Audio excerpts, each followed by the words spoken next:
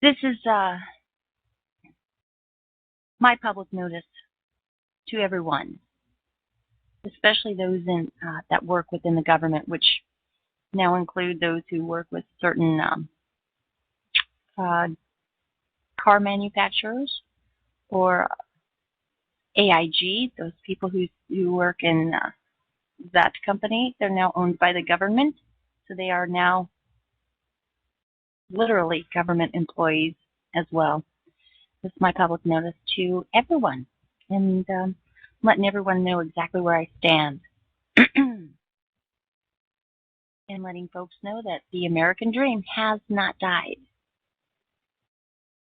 For the majority of my life, I've stood by watching travesties performed by those in government, all the while believing that they could lawfully perform such acts. I felt helpless, alone, frightened, and personally intimidated by the force of a government that could only be described as tyrannical. Upon discovering the truth within the Declaration of Independence and our Constitution, which limit the actions of our public servants, I began to recognize an appalling condition, a condition that has been covered for well over 100 years by a veil of deceit and accompanied by the blind faith that we are a free people. I know that many have experienced serious tribulations brought about by a corrupt government. I realize many have been imprisoned for victimless crime.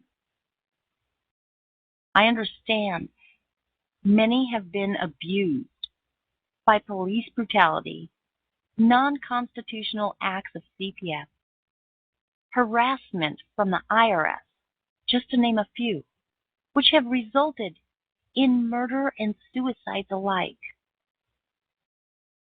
I'm aware of those who've been released from prison after it's been proven by DNA that they could not have committed the crime that they're in for.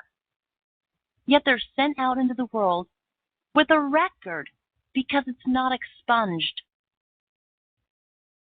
These are the people I include in my heart and mind as I move forward, knowing that they too will receive remedy one way or another. The crimes and usurpations are not just in the slums and ghettos, but reach out and strangle our farmers, ranchers, teachers, doctors, librarians, miners, philanthropists, philosophers, students, stay-at-home moms and dads alike. There are none of us untouched. Since when do a free people require a marriage license granted by the state to make a commitment to love another? Since when do a free people request permission to build what they choose on their land?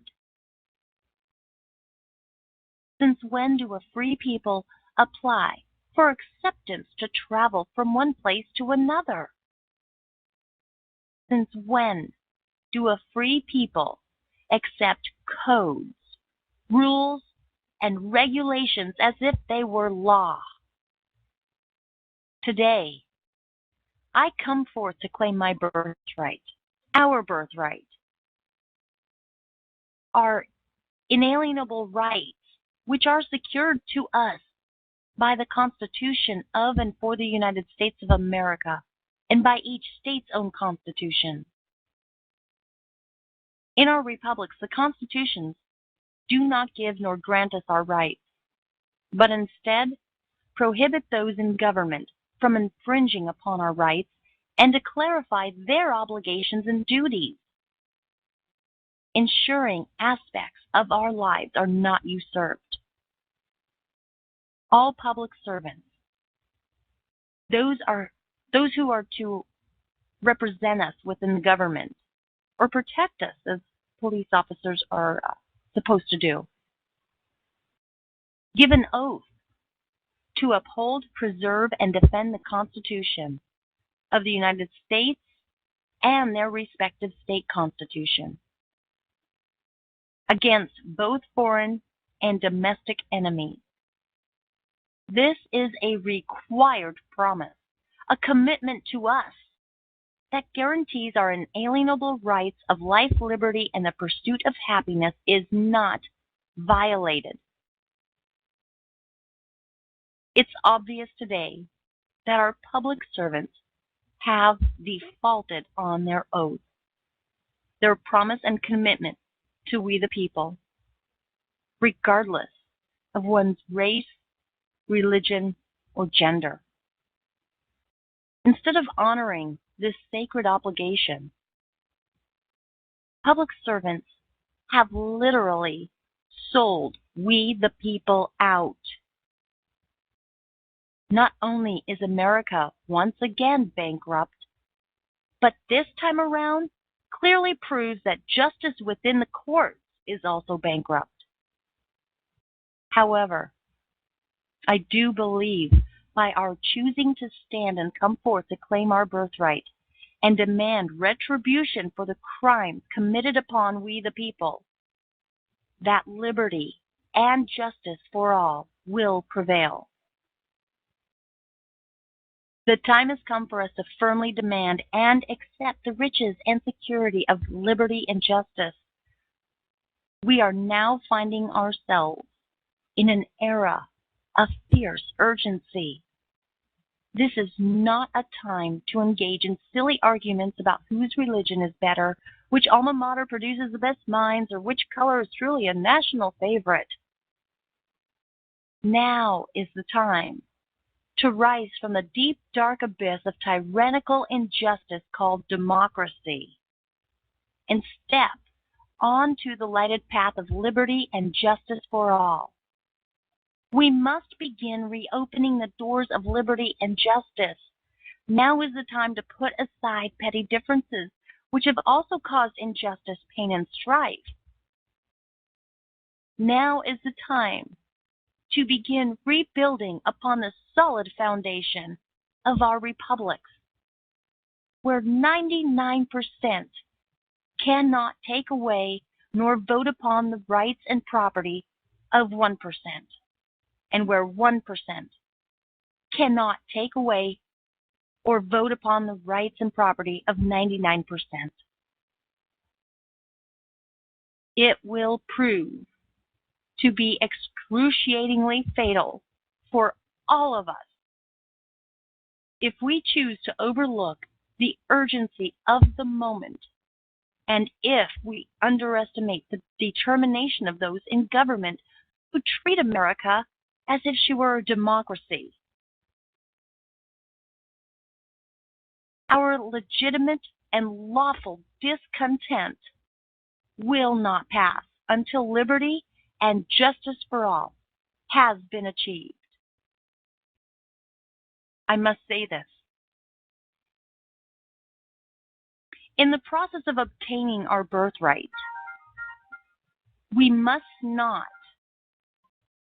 act or perform in any way that puts us into the same category as those who have wronged us.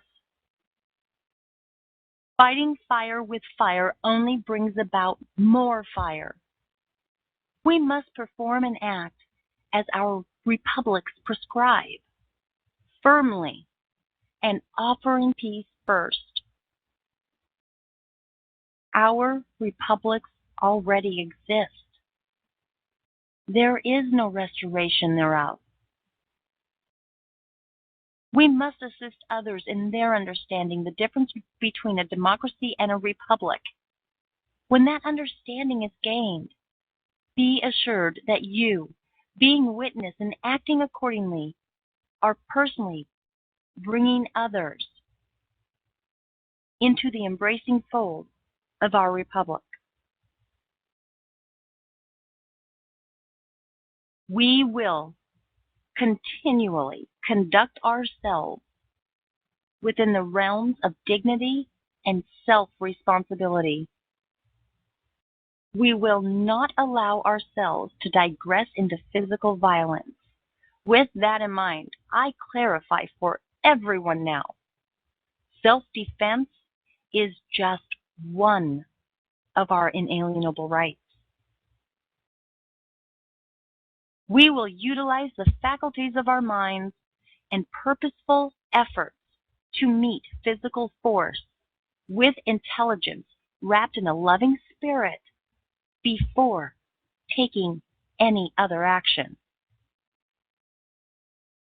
Additionally, we must not allow the truths and evidences of crime and usurpations to lead us into distrusting all public servants.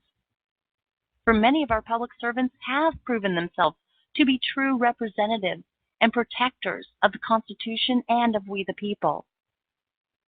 We must acknowledge that their destiny is congruent with our destiny and that their freedom and liberty is forever bound to our freedom and liberty.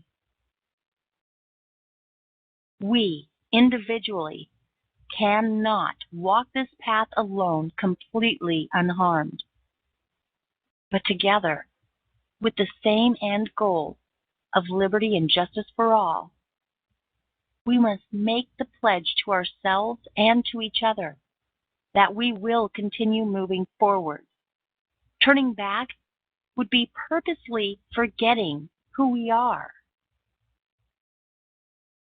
I personally give those in government, our public servants, a fair and crucial warning.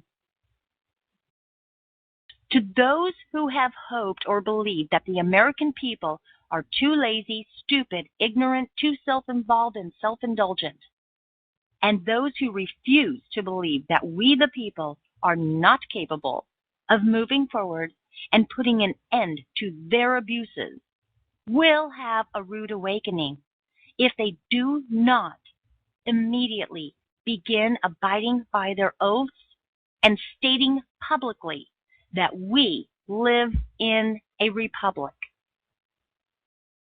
Notice is now given that we the people will not offer those who offend our republics, our constitutions, and our inalienable rights any rest until all non-constitutional and unlawful laws are done away with, including all codes, rules, and regulations which offend the Constitution and our inalienable rights. Instead of swimming in a pool of despair, I suggest to you today, the American dream has not died. I know we, as a union of states, can enjoy our republics because, and I quote, we hold these truths to be self-evident, that all men are created equal. To those who do not know what to do, I say begin at your own kitchen table. Speak the truth to our children that we have a republic, not a democracy. Unfold the lies within the bedtime stories we tell our kids. Tell these truths to your neighbors, friends, and family. It does not matter if they believe right away. Continue speaking these truths to your communities, churches, schools. Assemble with your fellow Americans, regardless of their physical locations. Speak these truths to your local public servants. Supply everyone with documents and teaching materials. Move forward by doing the same within your own state, counties, cities, and towns. Give notice to your public servants. Tell them we do not care about their belief, but that we demand they represent us accurately. We the people who have made a commitment to witness the fruits of our republic will continue to shake the foundations of the ill beliefs of democracy until liberty and justice for all emerges, to the extent that the entire world bears witness. We must form our own alliances by assembling and working with others who are committed to bringing into fruition liberty and justice for all. Waste no time on naysayers. Dedicate your time wisely with those who are committed and have allegiance to our republic. Be present. Acknowledge the mistakes you've made, accept the damages you have caused others, and offer remedy. Do not hide. Answer any and all allegations made upon your words, actions, and character. Only those who stand up and acknowledge the harms they've caused or questionable actions they have committed will truly be forgiven. John Adams said, "There are only two creatures of value on the face of the earth, those with the commitment and those who require a commitment of others." I now dare to expand on his statement and prove there is a third. Those of us who have made a commitment to require the commitment of our public servants be fulfilled. And we are now demanding their commitments to we the people be paid in full.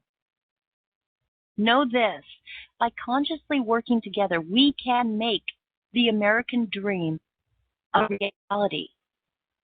By consciously working together, only then can we look toward the day when we are not judged upon race, religion, or gender, but by the content and context of our character. Only then can we look toward the day when public servants no longer attempt to infringe upon our inalienable rights, because they realize such actions infringe upon their inalienable rights as well as those whom they love and cherish. Only then can we look toward the day when we know our children's children will not struggle due to non-constitutional taxes, fees, and unreasonable demands. Only then can we look toward the day when we all realize we are able to disagree without hurting one another or ourselves. Only then can we look forward to the day when everyone understands the American dream has not died. Today, for all men, women, and children, I ring the bell of liberty simply as a reminder of what has been, what is, and what is soon to come.